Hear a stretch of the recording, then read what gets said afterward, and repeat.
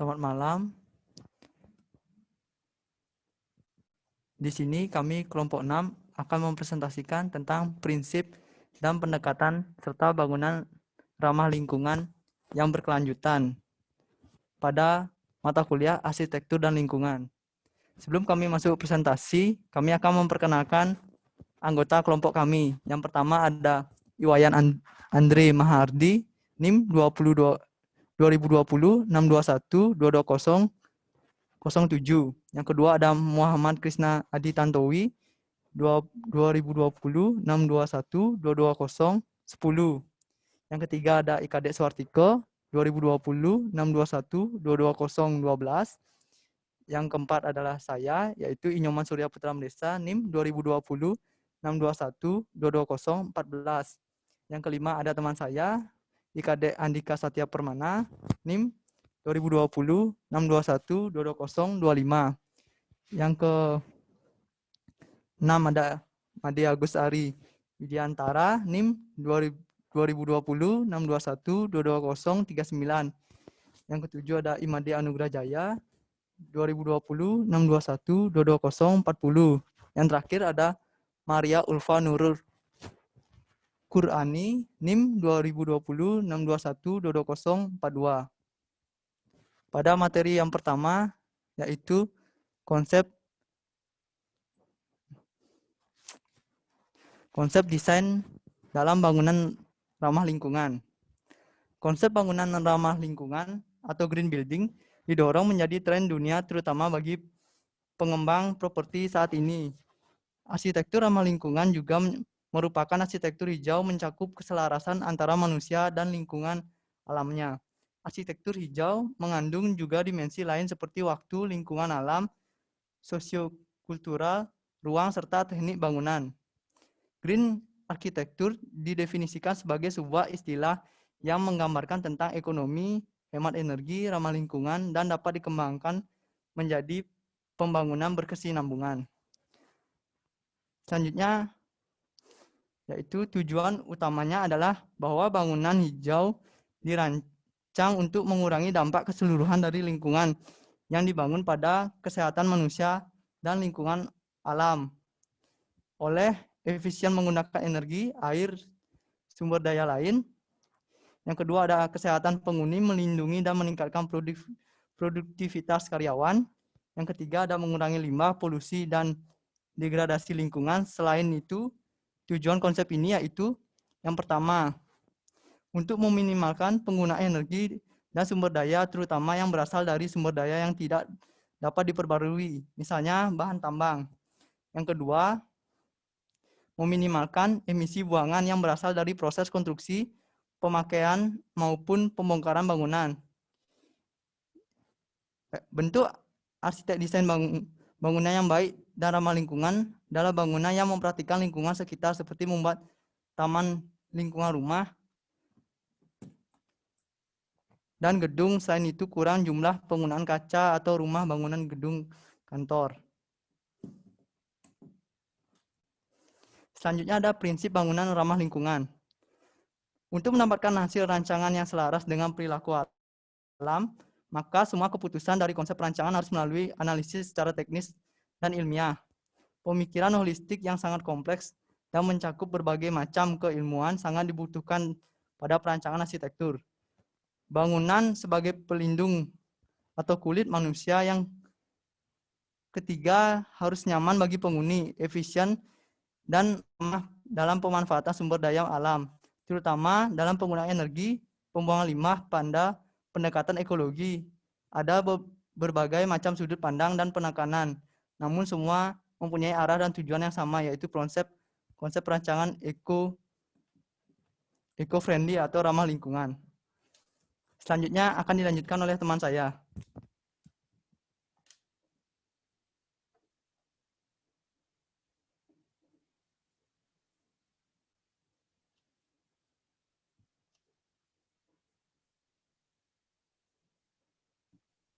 Yaitu pada pendekatan ekologi ada berbagai macam sudut pandang dan penekanan, namun semua mempunyai arah dan tujuan yang sama, yaitu prinsip konsep perancangan eco-friendly atau ramah lingkungan.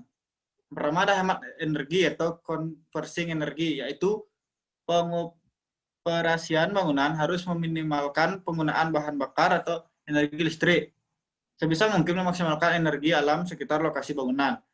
Yang ketiga, ada memperhatikan kondisi iklim atau working with climate, yaitu mendesain bangunan harus berdasarkan iklim yang berlaku di lokasi tapak kita dan sumber energi yang ada.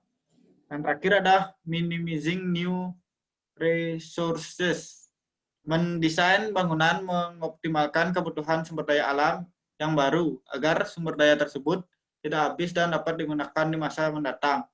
Atau penggunaan material bangunan yang tidak berbahaya bagi ekosistem dan sumber daya alam.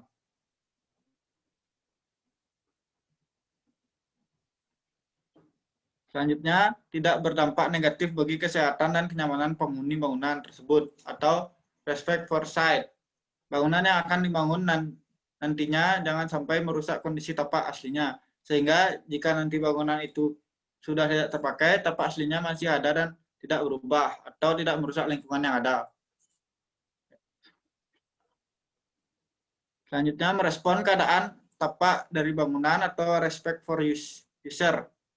Dalam merancang bangunan harus memperhatikan semua pengguna bangunan dan memenuhi semua kebutuhannya. Dan menetapkan seluruh prinsip-prinsip green architecture secara keseluruhan. Ketentuan di atas tidak baku, artinya dapat kita pergunakan sesuai kebutuhan bangunan kita.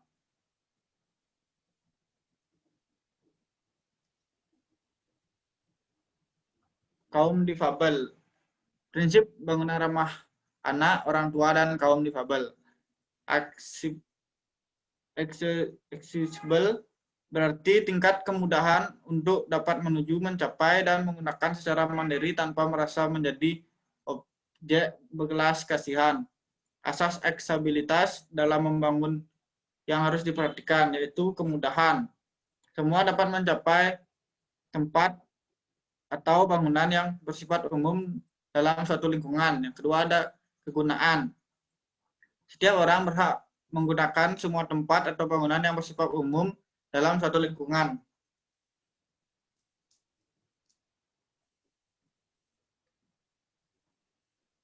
Selanjutnya ada keselamatan, yaitu setiap bangunan dapat digunakan untuk umum dalam situasi suatu lingkungan terbangun harus memperhatikan keselamatan seseorang. Selanjutnya ada kemandirian, yaitu setiap orang harus atau dapat mencapai, masuk, dan mempergunakan semua tempat atau bangunan yang bersifat umum dalam suatu lingkungan tanpa membutuhkan bantuan orang lain.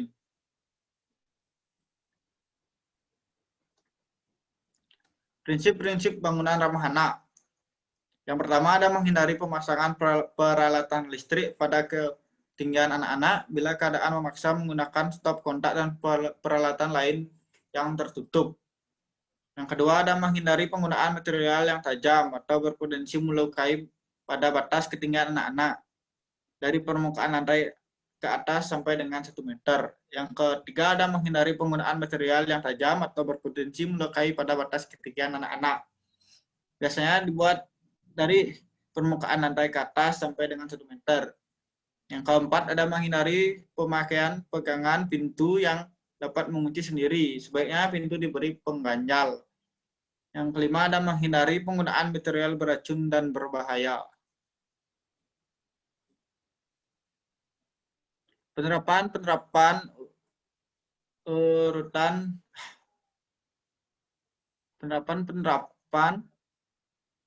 untuk difabel atau penyandang cacat.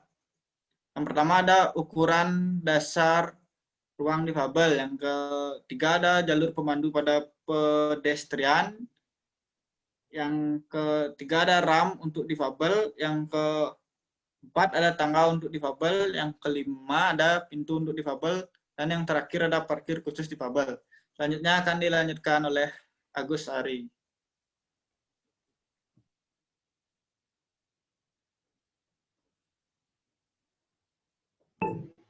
Selanjutnya yaitu prinsip bangunan yang dihuni anak-anak, orang tua, dan kaum difabel. Yang pertama, menghindari pemasangan peralatan listrik pada ketinggian anak-anak. bila keadaan memaksa menggunakan stop kontak dan peralatan lain penutup.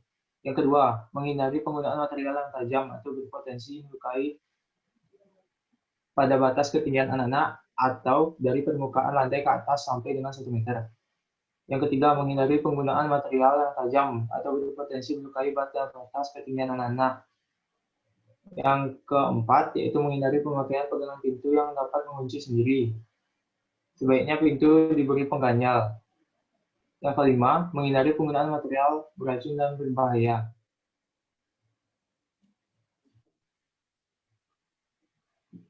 Zero Energy Building.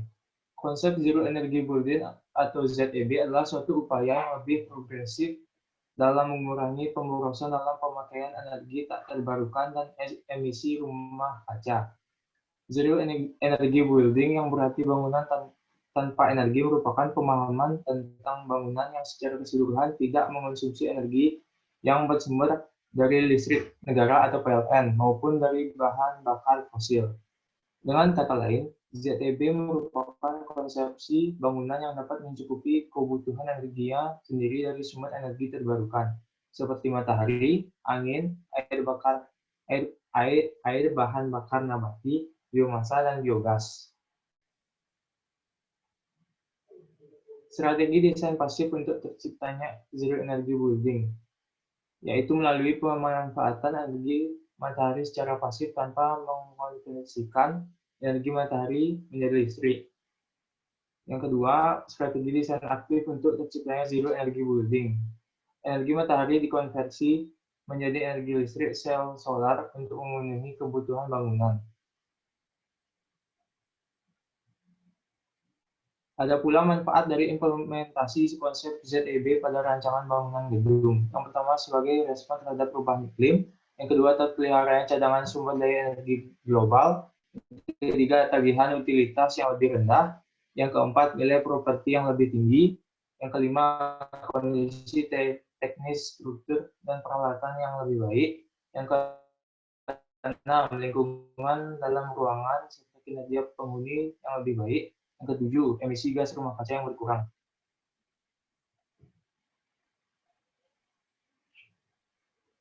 Low Energy Building, yaitu penghematan energi atau konservasi energi adalah tindakan mengurangi jumlah penggunaan energi.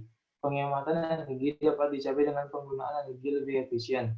Manfaat yang diperoleh dengan menggunakan energi lebih sedikit ataupun dengan mengurangi konsumsi dan kegiatan yang menggunakan energi yaitu berkurangnya biaya serta meningkatnya nilai lingkungan, keamanan negara, keamanan pribadi, serta kenyamanan. Sekian presentasi dari kelompok kami. Apabila ada kesalahan kata, kami mohon maaf sebesar-besarnya. Kami tutup dengan Pramosanti.